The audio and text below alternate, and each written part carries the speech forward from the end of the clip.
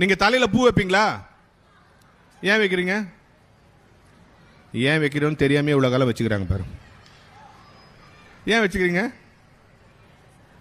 அழகுக்கு, அந்த அழகுக்கு, அப்புறம் வாசனைக்கு, ரைட், மங்களகரமா இருக்கிறதுக்கு, இப்படி பல காரணம் சொல்றோம். பரவாயில்ல.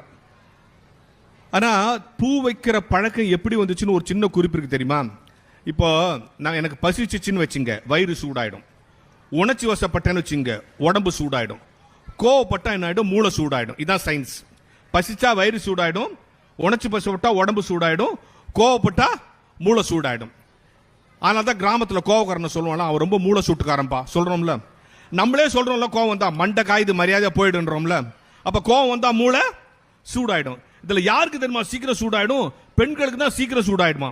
அதனால குளிர்ந்த மலர்களை கொண்டு போய் அங்க வச்சு அது சூடாவாம பாத்துக்கிறது. அதனால சொல்லுது, கோவம் வந்த உடனே பூவை பிச்சு எரியுது பாத்தீங்களா, மூளை சூடாயிடுச்சுன்னு அர்த்தம். ஒருத்தர் விசில் அடிக்கிறா, இது தெரியாம நான் பூ வாங்கி கொடுக்காம இருந்தேன். இவ்வளவு பெரிய உண்மை இன்னைக்கு வந்து சொல்லியிருக்கேன்.